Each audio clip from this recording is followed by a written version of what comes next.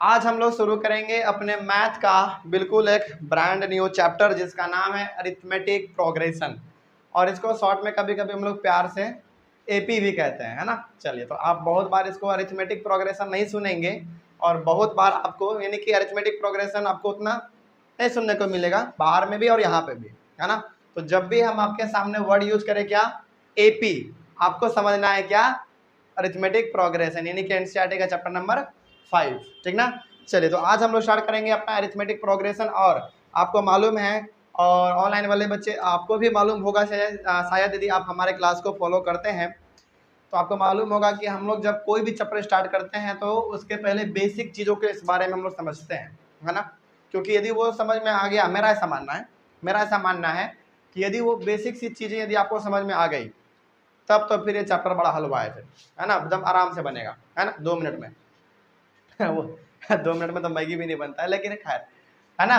तो बेसिक से चीज़ों को पहले हम लोग समझेंगे और ये ट्राई करने की समझने की कोशिश करेंगे कि आखिर इस चैप्टर में क्या नया चीज़ हमको सीखने को मिलेगा, है ना। अब सवाल है कि सर एपी तो पढ़ रहे हैं, लेकिन एपी का मतलब क्या है, इसका यूज क्या है प्रैक्टिकल लाइफ में। देखो, कोई भी चैप्टर होना, चाहे साइंस का उठा लो, मैथ का उठा लो, सोशल साइंस का, इंग्लिश का, हिंदी का, उन सभी का प्रैक्टिकल लाइफ में यूज है ना। तो मैथ का तो यूज है ही प्रैक्टिकल लाइफ में, तो हम लोग जानते ही हैं, लेकिन एपी चैप्टर का क्या यूज है लाइफ में, है ना, इसी के बारे में आज हम लोग जानेंगे। और अपने चैप्टर का शुरुआत भी आज से यहीं से होता है हमारा। तो चैप्टर का नाम हम लोग पहले लिखेंगे,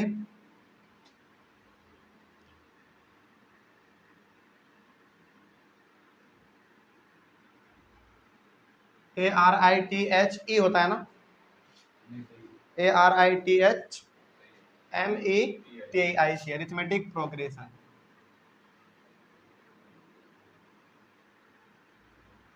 अरिथमेटिक प्रोग्रेशन। चलिए, और आपको कभी कभी इसको शॉर्ट में एपी भी बोला जाए तो आपको कंफ्यूज नहीं होना है।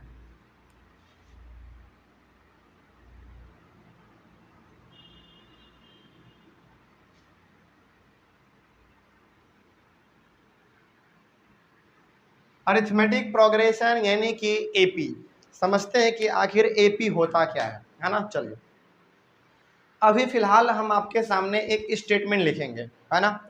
उस स्टेटमेंट से आपका 50% कन्फ्यूजन दूर हो जाएगा, ऑटोमेटिक हो जाएगा, है ना। चलिए देखिए, क्या स्टेटमेंट है, स्टेटमेंट है ये, series of numbers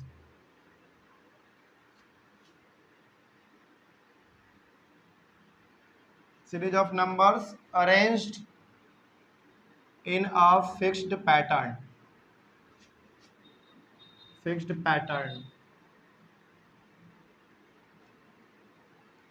are known as arithmetic progression.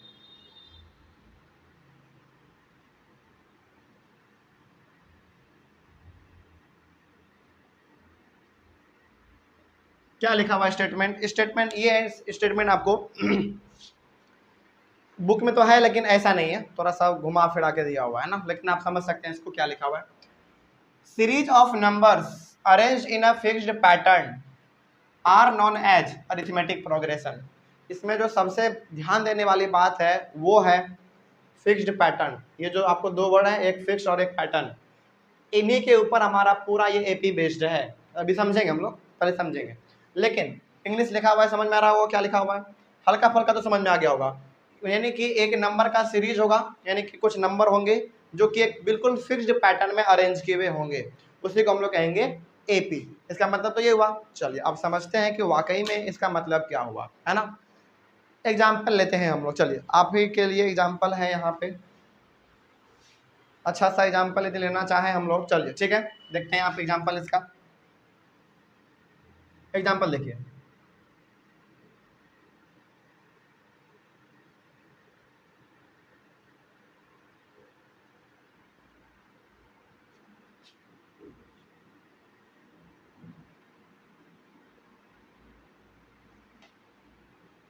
चलिए, इतना रहने दीजिए, देखिए ध्यान से।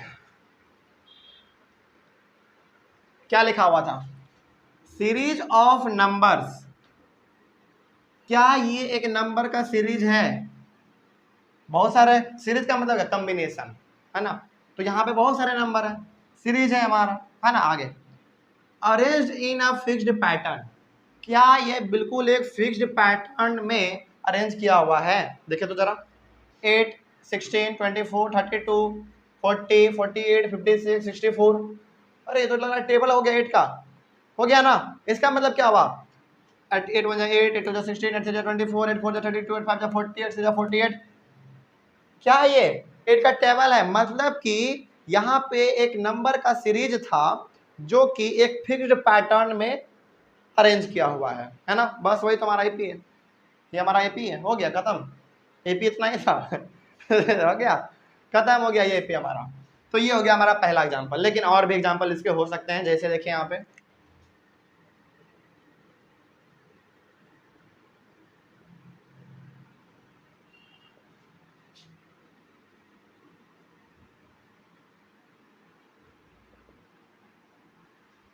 ठीक है। आगे बढ़ते हैं, फिर इसका और भी एग्जांपल हो सकता है, देख लीजिए, क्या सभी के सभी बिल्कुल एक फिक्स पैटर्न में है, बिल्कुल है। आगे फिर और बढ़ते हैं हम लोग,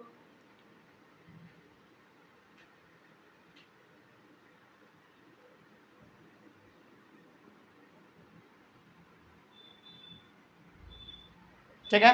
चलिए, तो यहाँ पे आपको देखने को मिल रहा है -4 -5 -4 -3 -2 -1 0, फिर 1 2 3 4, ऐसे हमारा भी ये बढ़ता चला जाएगा। आपके मन में एक सवाल आना चाहिए था, लेकिन आपने पूछा नहीं, अब हम लोग जानेंगे इसको, ठीक है ना, देखिएगा ध्यान से। ठीक है, आपने यहाँ पे लिख दिया series of numbers arranged in a fixed pattern और नॉन एज अरिथमेटिक प्रोग्रेशन, ठीक है। यानी कि जब नंबर हमारा एक बिल्कुल फिक्स्ड पैटर्न में अरेंज किया हुआ रहे तो हम लोग उसको कहेंगे एपी कहेंगे, यानी कि अरिथमेटिक प्रोग्रेशन कहेंगे। एग्जांपल हमारे सामने 1 2 3 और भी बहुत सारे एग्जांपल हमारे हो सकते हैं। ये हो गया हमारा होल नंबर वाला एग्जांपल, ये हो गया हमारा इंटीजर वाला, है ना। फ्रैक्शन वाला भी हो सकता है, फ्रैक्शन वाला भी हमारा एग्जांपल हो सकता है, दोनों में कोई डिफरेंस नहीं होगा, किसी में कोई डिफरेंस नहीं होगा, ठीक ना। तो इस प्रकार से यदि अरेंज किया हुआ रहे तो हम लोग उसको कहेंगे एपी। लेकिन आपके मन में सवाल आना चाहिए था कि सर इस वाले में आपने ये बुंदा बुंदा बुंदा बुंदा बुंदा दिया है, इस वाले में भी आपने बुंदा बुंदा दिया है, इसमें क्यों नहीं दिया आपने। आपके मन में सवाल आना चाहिए था ना कि सर इसमें आपने डॉट डॉट डॉट डॉट क्यों नहीं दिया। ये डॉट डॉट किसको रिप्रेजेंट कर रहा है, ये डॉट डॉट रिप्रेजेंट कर रहा है कि इसके आगे भी और नंबर हमारे आ सकते हैं, हो सकते हैं, यही चीज तो ये भी डिनोट कर रहा है। फिर यहाँ पे सर आपने क्यों नहीं लिखा, because AP are of 2 types, AP 2 प्रकार के होते हैं, एक फाइनाइट एपी और एक इनफाइनाइट एपी। तो ये जो आपका यहाँ पे रुक गया, क्या इसके आगे पॉइंट नहीं, पॉइंट पॉइंट पॉइंट पॉइंट नहीं है, तो मतलब क्या होगा, ये फाइनाइट है, ये रुका हुआ, इसके आगे ये नहीं बढ़ सकता है, तो this is called finite AP, ठीक ना, इसीलिए हमने लिखा था यहाँ पे। तो आप इसको कहेंगे फाइनाइट, फाइनाइट एपी। लेकिन ये दोनों किसका एग्जांपल है, इनफाइनाइट का, क्योंकि आप इसको जहां तक बढ़ा के लेके जाना चाहें आप उसको बढ़ा के लेके जा सकते हैं, इसमें कोई रोक टोक नहीं है ना। लेकिन हाँ, जहां तक आप लेकर जाएंगे यही पैटर्न फॉलो होना चाहिए, 2 2 गैप का, जैसे देखिए 2 4 6 8 है ना, वही हमारा फॉलो होना चाहिए। उसके बाद फिर देखिए यहाँ पे यही वाला फॉलो होना चाहिए, एक एक स्टेप का पैटर्न फॉलो होना चाहिए, तभी वो हमारा इनफाइनाइट एपी कहलाएगा। तो ये दोनों हमारा किसका एग्जांपल हो गया, इनफाइनाइट एपी का। चलिए, तो क्या इसके यहाँ पे लिखते हैं,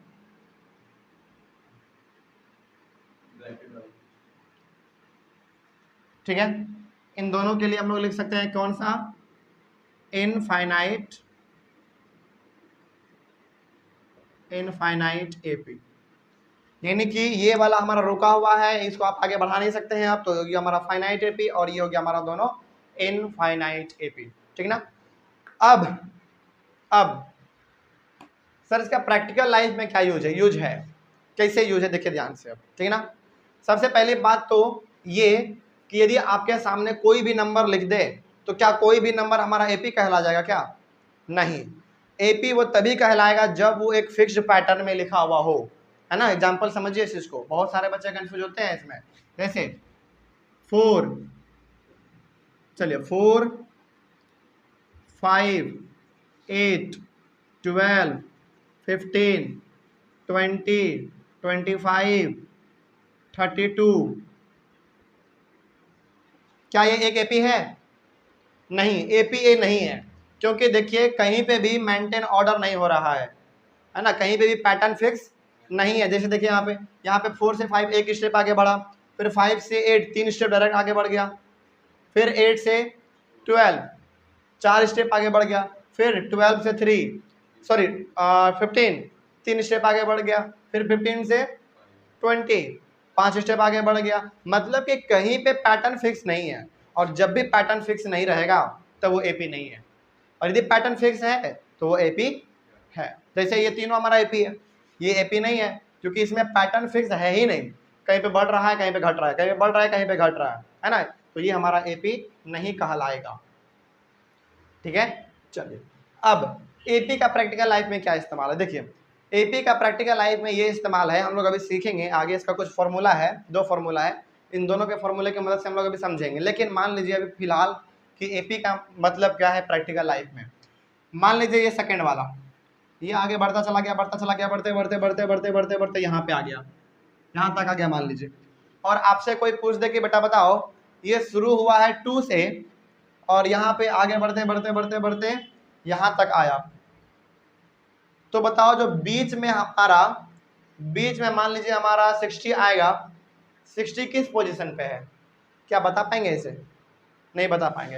हालांकि ये थोड़ा सा भी आपको उतना समझ में नहीं आ रहा होगा कि इसका प्रैक्टिकल लाइफ में इस्तेमाल क्या है, लेकिन अभी हम लोग समझेंगे इसको, है ना। लेकिन फिलहाल एपी क्या होता है आपको समझ में आ गया यहाँ पे, इसका प्रैक्टिकल लाइफ का इसमें क्या यूज है अभी हम लोग समझेंगे, लेकिन तब समझ पाएंगे जब एक फॉर्मूला है उसको हम लोग डिस्कस कर लेंगे तब, ठीक है ना। चलिए, तो इसमें कोई डाउट अब इसमें समझ में आ गया? नहीं है, आगे बढ़ते हैं फिर।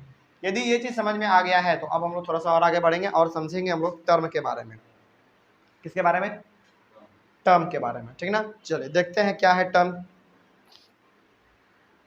Marker,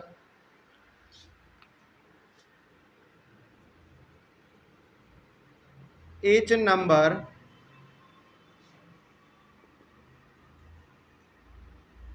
is called a term। क्या लिखा हुआ है? स्टेटमेंट लिखा हुआ है each number is called a term। मतलब क्या हुआ इसका? इसका मतलब ये हो गया कि इसमें जितने भी सारे हमारे नंबर इस्तेमाल किए गए हैं वो खुद में एक एक क्या है? टर्म है। क्या है? टर्म है। एग्जाम्पल देखिए, ज़्यादा समझ में आ जाएगा आपको, है ना। एग्जाम्पल देखिए, एग्जाम्पल जैसे एग्जाम्पल ऊपर में लिखा हुआ है 8 का, तो टर्म को भी लिखने का तरीका है। जैसे 8 है हमारा, तो इस वाले एपी का 8 हमारा क्या कहलाएगा? 8 हमारा कहलाएगा फर्स्ट टर्म। क्या कहलाएगा? फर्स्ट टर्म, क्योंकि ये पहला है। और फर्स्ट टर्म को हम लोग एपी चैप्टर में A1 से डिनोट करेंगे, और कभी कभी आपको ये सिंपली ए भी देखने को मिल सकता है। ए और ये A1 दोनों आपको देखने को मिल सकता है। तो चैप्टर में यदि कहीं पे भी A1 मिल जाए या फिर ए मिल जाए तो आपको क्या समझना है? फर्स्ट टर्म समझना है, ठीक ना। चलिए आगे बढ़ते हैं फिर। 8 हमारा हो गया फर्स्ट टर्म, 16 हमारा कौन सा होगा? Second term. सेकेंड टर्म को हम लोग लिखते हैं A2, ठीक है। उसके बाद 24 हमारा क्या होगा? थर्ड टर्म, और इसको हम लोग लिखेंगे A3। यानी कि टर्म को लिखने का तरीका जो है ना हमारा, वो A1, A2 और A3, A4, A5, A6, A7, A9, एकदम आगे जितना तक आपको बढ़ना है उतना तक बढ़ते चले जाइए, वो हमारा हो जाएगा टर्म, ठीक ना। चलिए, तो यहाँ तक आई होप आपको समझ में आ गया होगा कि टर्म हमारा क्या होता है और एपी हमारा क्या होता है। तो एपी कोई पूछे तो क्या कहेंगे? कोई भी नंबर यदि वो फिक्स्ड पैटर्न में अरेंज किया हुआ है तो उसको हम लोग कहेंगे एपी। टर्म किसको कहेंगे? एपी का हर एक नंबर अपने आप में क्या है? एक टर्म है। A1, A2, A3 इस प्रकार का हमारा टर्म है।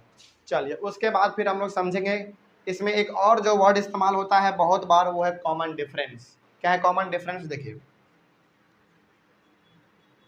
द डिफरेंस बिटवीन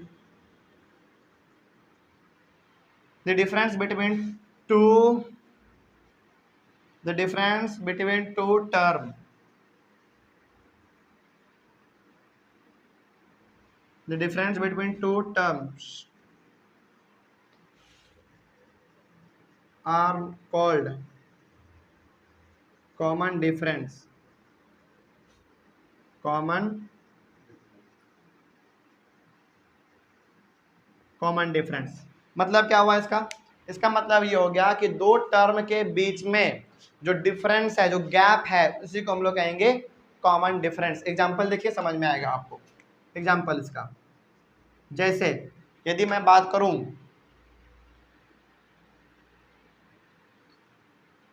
दो कॉमन डिफरेंस दो टर्म के बीच में निकलता है, अभी आपने हम लोगों ने लिखा है। चलिए, तो कॉमन डिफरेंस निकलता है कैसे, देखिए ये भी निकालने का तरीका है। क्या कीजिए, सेकेंड वाले टर्म में से माइनस कीजिए फर्स्ट वाले टर्म को। जैसे यदि इन दोनों के बीच में कितना डिफरेंस है आप क्या बताएंगे? 8 आप बताएंगे। कैसे आपने निकाला? 16 में से आपने 8 माइनस किया होगा, तो जब भी कॉमन डिफरेंस निकलेगा वो किस में निकलेगा? A2 में से A1 को माइनस करना पड़ेगा आपको, यानी कि बड़े वाले में से छोटे वाले को माइनस करना पड़ेगा। चलिए, जैसे यहाँ पे देखिए A2 माइनस A1 जो आपके सामने आएगा वो हम लोग कहेंगे कॉमन डिफरेंस। कॉमन डिफरेंस को लिखने का तरीका किससे है? डी से। एग्जाम्पल देखिए, अभी यहाँ पे थोड़ा सा हम लोग, चलिए A2 हमारा इसमें कौन सा था? यही वाला ले लेते हम लोग एग्जाम्पल, ऊपर वाला ही। A2 कितना था? 16 था, माइनस A1 कितना था? 8 था। कितना आएगा? 8। और ये हमारा क्या है? कॉमन डिफरेंस है। क्या है? कॉमन डिफरेंस है। तो आप कह सकते हैं इनको और इनको क्या? Common difference. चलिए, कोई डाउट इसमें? समझ में आ रहा है क्या है ये? आगे बढ़ते हैं फिर। उसके बाद फिर एक दो एग्जांपल और हम लोग ले लेते हैं कॉमन डिफरेंस का। जैसे ये तो हो गया हमारा A2 और A1, इन दोनों के बीच का डिफरेंस निकल गया। अब यदि हम इन दोनों के बीच का डिफरेंस निकालना चाहेंगे तो क्या निकाल सकते हैं? निकाल सकते हैं। किसमें किसको माइनस करना पड़ेगा? 24 में से 16 को माइनस करना पड़ेगा, क्योंकि कॉमन डिफरेंस हमेशा निकलता है बड़े में से छोटे वाले को माइनस करके, है ना। चलिए, एक और एग्जाम्पल यहाँ पे देख लेते हैं हम लोग। यहाँ पे देख ले, चलिए देखिए यहाँ पे, तो A3 माइनस A2 बराबर क्या निकलेगा? D निकलेगा। D का मतलब कॉमन डिफरेंस। और चलिए, A3 का वैल्यू आपने कितना माना है? यही वाला ले लीजिए एग्जाम्पल, है ना। आप कुछ भी ले सकते हैं एग्जाम्पल, लेकिन यही वाला हम लोग ले लेते हैं। 24 था, तो क्या हो जाएगा यहाँ पे हमारा? 24 माइनस 16 बराबर कितना? 8। और ये दोनों हमारा क्या कहलाएगा? ये दोनों का दोनों हमारा कहलाएगा कॉमन डिफरेंस। तो दो टर्म के बीच में जो डिफरेंस है उसी को हम लोग कहते हैं कॉमन डिफरेंस। चलिए, आपको समझ में आ गया होगा अब। लेकिन क्या अब यहाँ पे आप एक चीज देख पा रहे हैं कि इसमें भी हमारा कॉमन डिफरेंस 8 आया, इसमें भी कॉमन डिफरेंस 8 ही आया। क्यों? क्योंकि AP एक बिल्कुल फिक्स्ड पैटर्न में अरेंज है। ये वाला था ना हमारा AP, इसी का तो है ये वाला एग्जाम्पल। तो AP जब भी फिक्स्ड पैटर्न में अरेंज रहेगा तो उसका कहीं पे भी आप कॉमन डिफरेंस निकालिए हमेशा सेम आएगा। जैसे अभी हम लोगों ने इन दोनों के बीच में निकाला 8 आया, फिर इन दोनों के बीच में निकाला 8 आया। आप यहाँ पे भी निकालेंगे ना तो 8 ही आएगा। 56 में 48 माइनस कर दीजिए, 8 ही आएगा। तो जो AP रहता है ना उसका कॉमन डिफरेंस पूरे AP में सेम रहता है, ऑलवेज सेम रहेगा, कभी भी वो बदलेगा नहीं, कभी नहीं बदलता है, वो बदलता ही नहीं है कभी। और यदि बदल रहा है बार बार तो वो AP है ही नहीं, यानी कि वो फिक्स्ड पैटर्न में अरेंज है ही नहीं।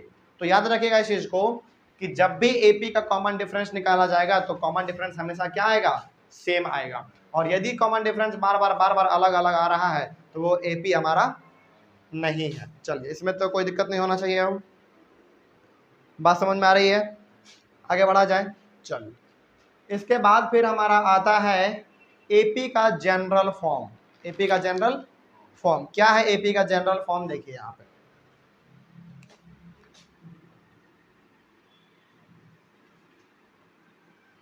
General form of an AP। AP का जनरल फॉर्म क्या है इसको हम लोग समझ लेते हैं। एपी का जनरल फॉर्म है ये ए कॉमा ए प्लस डी कॉमा ए प्लस 2d कॉमा ए प्लस 3d कॉमा ए प्लस 4d कॉमा और ये आगे हमारा बढ़ता चला जाएगा। तो यदि आपके पास ए का मतलब क्या, फर्स्ट टर्म, यदि आपके पास फर्स्ट टर्म मालूम है और यदि आपको डी मालूम है यानी कि कॉमन डिफरेंस मालूम है तो आप जितना चाहे उतना एपी निकाल सकते हैं, है ना। चलिए एक क्वेश्चन दिया जाए आपको, चलिए देखिए यहाँ पे क्वेश्चन क्या है आपके लिए। क्वेश्चन ये है, फॉर्म एन एपी, आपको एक एपी तैयार करना है। Form an AP when a is equal to 10 and d is equal to 10। a और d दोनों का वैल्यू कितना है, 10 है। तो आपको तैयार करना है क्या, एक एपी तैयार करना है। तो कैसे एपी को आप तैयार करेंगे देखिए ध्यान से। एपी का जनरल फॉर्म होता है हमारा यही, एपी का जनरल फॉर्म यही। तो इसके ऊपर आप बस वैल्यू पुट कीजिए। ए का मतलब क्या, 10 कॉमा ए प्लस डी यानी कि 10 प्लस डी यानी कि 10 कॉमा ए प्लस 2d यानी कि 10 प्लस 2 इंटू 10 कॉमा ए प्लस 3d यानी कि 10 प्लस 3 इंटू 10। आगे आप बढ़ा सकते हैं और इसको बढ़ा सकते हैं। अब इसको थोड़ा सा हम लोग कर लेते हैं मल्टीप्लाई। तो 10 हो गया, ये 20 हो गया और ये 30 हो गया और वो 40 हो गया, ये आगे बढ़ता चला जाएगा। तो क्या हमारा बिल्कुल ये एक एपी है क्या, बिल्कुल एपी है, क्योंकि देखिए हर एक में कॉमन डिफरेंस क्या है, सेम है। इसमें भी इन दोनों के बीच में भी डिफरेंस 10 है, इन दोनों के बीच में भी डिफरेंस 10 है, इन दोनों के बीच में भी डिफरेंस 10 है और आगे भी जो होगा वो भी उसका डिफरेंस 10 ही होगा, आगे नहीं हो सकता है ना। चलिए तो आपको यहाँ पे समझ में आ गया होगा कि यदि आपके पास कोई भी एक पहला टर्म दिया हुआ हो और एक कोई भी डिफरेंस दिया हुआ हो तो आप दुनिया का कितना भी एपी निकाल सकते हैं। कोई डाउट इसमें। चलिए तो ये तो हो गया हमारा जनरल फॉर्म ऑफ एपी। उसके बाद फिर हम लोगों ने पढ़ा है अपना कॉमन डिफरेंस के बारे में, हम लोगों ने समझ लिया है। तो कॉमन डिफरेंस जब भी निकाला जाएगा एक एपी का, वो हमेशा क्या होगा, सेम होगा हर जगह पे, है ना। और यदि हर जगह पे सेम नहीं है तो वो एपी क्या है ही नहीं, तो एपी नहीं है। चलिए और आगे कोई सवाल है तो पूछ लीजिए फटाफट, आपके पास टाइम है। अच्छा हाँ, एक और चीज़, ये जो कॉमन डिफरेंस आया है ना, ये कॉमन डिफरेंस 8 आया है, 8 आया है, क्या है, पॉजिटिव है ना। 8 क्या है, पॉजिटिव है। तो कॉमन डिफरेंस जो है ना आपका, कॉमन डिफरेंस कहाँ पे लिख दें, चलिए यहाँ पे लिख दें, यहीं पे लिख देते हैं, इस चीज़ को आप ध्यान में रख लीजिएगा, ठीक ना। यहाँ पे 8 का मतलब कौन, चलिए कॉमन डिफरेंस लिख लीजिए, ज़्यादा अच्छा रहेगा।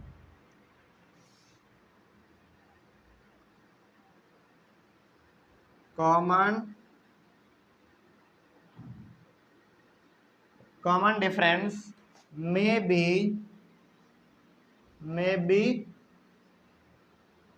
पॉजिटिव, नेगेटिव और जीरो।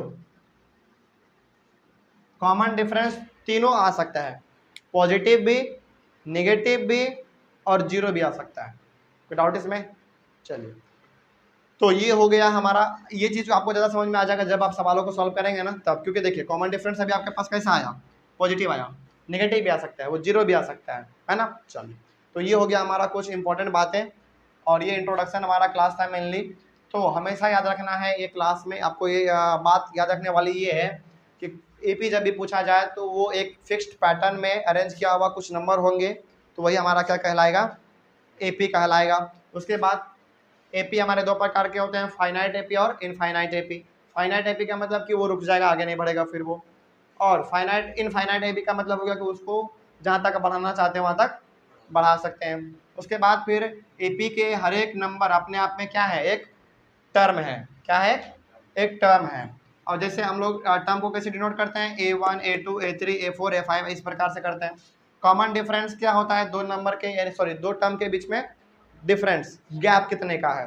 तो आप जब भी निकालेंगे दूसरे वाले में से पहले वाले को माइनस कर दीजिए, तो कॉमन डिफरेंस निकलेगा, वही कॉमन डिफरेंस सारे के सारे टर्म्स के बीच में होंगे, और यदि नहीं है तो वो एपी है ही नहीं। कोई डाउट इसमें?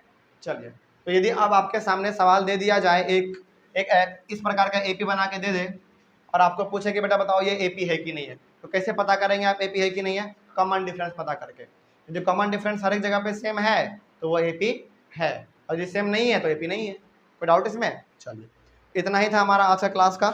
उसके बाद फिर हम लोग पढ़ेंगे nth term of an AP, ठीक है ना। चलिए, आई होप ऑनलाइन वाले बच्चे आपको भी समझ में आया होगा ये टॉपिक, और यदि इस टॉपिक में कहीं पे कोई डाउट हो तो आप एक बार कमेंट कर लीजिएगा, है ना। और आप चाहे तो आप एक बार इसका स्क्रीनशॉट ले लीजिए, इसके बाद फिर हम लोग पढ़ेंगे अपना।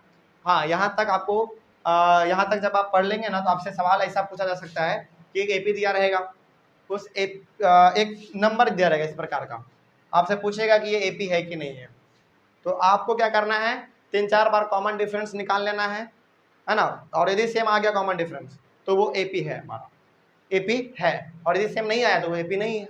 उसके बाद फिर और क्या पूछेगा आपसे, एक एपी दे देगा आपके सामने, बोलेगा इसका फर्स्ट टर्म बताओ क्या है, तो पहला वाला फर्स्ट टर्म होता है। उसका कॉमन डिफरेंस क्या है, तो A2 में से A1 को माइनस कर दीजिएगा, A14 में से A13 को माइनस कर दीजिएगा, यानी कि पहले वाले में से बाद वाले में से पहले वाले को माइनस कर दीजिएगा, बाद वाले में से पहले वाले को माइनस कर दीजिएगा, आपका कॉमन डिफरेंस निकल जाएगा। तो सवाल कैसे भी पूछा जा सकता है आपसे, ठीक है ना। चलिए, thank you very much and have a nice day.